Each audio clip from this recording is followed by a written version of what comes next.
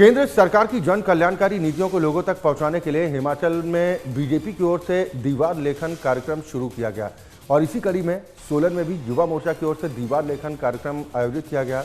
युवा मोर्चा जिला के सभी मंडलों में 5 जगहों पर दीवार लेखन किया जा रहा है। ये लेखन कार्य गांव के युवाओं को साथ जोड़कर किया जा रहा है, जिससे युवाओं को बीजेपी के साथ जोड़ा जाए और इस दौरान उन्हें केंद्र सरकार की योजनाओं की जानकारियां भी दी जा रही।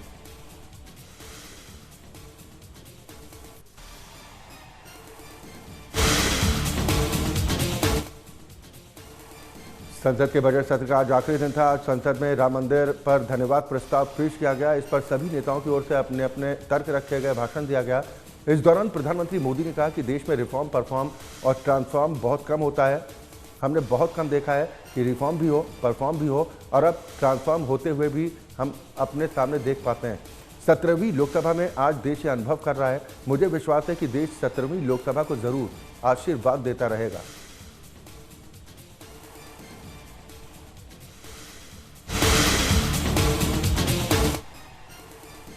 केंद्रीय गृह मंत्री अमित शाह ने नागरिकता संशोधन अधिनियम यानी कि सीएए को लेकर बड़ा बयान दिया है। उन्होंने कहा कि आगामी लोकसभा चुनाव से पहले ही देश में सीएए को लागू कर दिया जाएगा।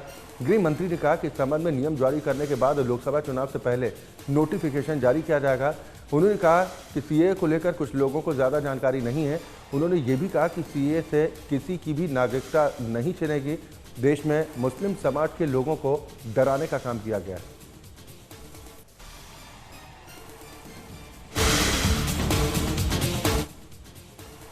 लोकसभा में राम मंदिर पर धन्यवाद प्रस्ताव पर चर्चा हुई। केंद्रीय गृह मंत्री अमित शाह ने अपने संबोधन के दौरान कहा कि मैं आज अपने मन की बात और देश की जनता की आवाज को इस सदन के सामने रखना चाहता हूं, जो वर्षों से कोर्ट के कागजों में दबी हुई थी। मोदी जी के प्रधानमंत्री बनने के बाद उसे आवाज भी मिली और अभिव्यक्ति भी मिली। 22 जनवरी का दिन वर्षों के लिए ऐतिहासिक बन चुका है। जो इतिहास और ऐतिहासिक पलों को नहीं पहचानते, वो अपने अस्तित्व को ही खो देते हैं।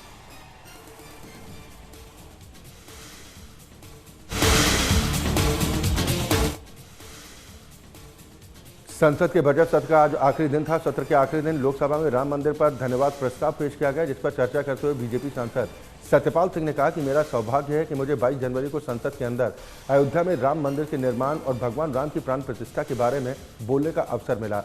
अयोध्या में राम जन्मभूमि मंदिर में भगवान राम की प्राण प्रतिष्ठा देखना और पूजा करना ऐतिहासिक है।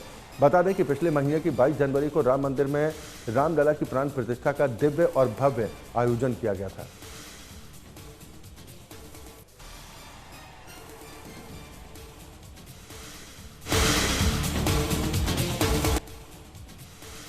केंद्रीय मंत्री अनुराग ठाकुर नमो हैट्रिक टी-शर्ट पहनकर आज संसद पहुंचे हैं। उन्होंने नमो हैट्रिक का नारा देते हुए कहा कि तीसरी बार भी केंद्र में बीजेपी की सरकार बनेगी और तीसरी बार प्रधानमंत्री मोदी देश के पीएम बनेंगे।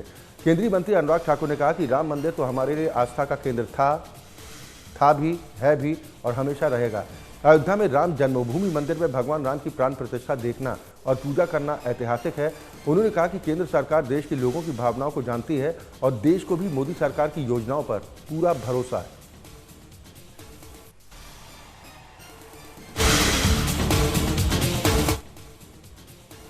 केंद्रीय मंत्री अनुराग ठाकुर ने शुक्रवार को दिल्ली में खिलाड़ियों के लिए सप्लीमेंट जांच केंद्र का उद्घाटन किया। यह केंद्र national forensic science university Gandhinagar में है, जिसमें अलग अलग सप्लीमेंट्स की जांच होगी, जिससे ये सुनिश्चित हो सके कि खिलाड़ियों में ऐसा कोई पदार्थ ना हो जो वर्ल्ड एंटी डोपिंग एजेंसी में प्रतिबंधित है।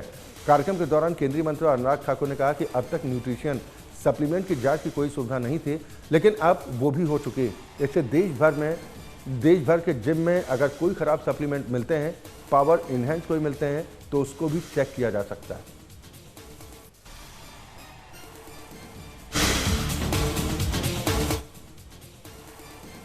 संसद के बजट सत्र के आखिरी दिन राज्यसभा में सांसद जयंत चौधरी ने पूर्व प्रधानमंत्री चौधरी चरण सिंह को भारत रत्न दिए जाने के फैसले पर अपनी प्रतिक्रिया दी।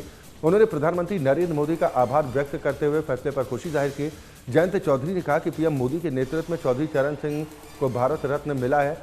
लोगों के भीतर एक नई जिज्ञासा पेश की है। ये पुरस्कार नहीं, उम्मीद है। ये बहुत बड़ी जीत है। जो सरकार जमीन समझती है, वही चौधरी चरण सिंह का इतना बड़ा सम्मान कर सकती है। इसके साथ ही उन्होंने कांग्रेस नेताओं की ओर से दिए जा रहे बयान पर भी अपनी प्रतिक्रिया दी।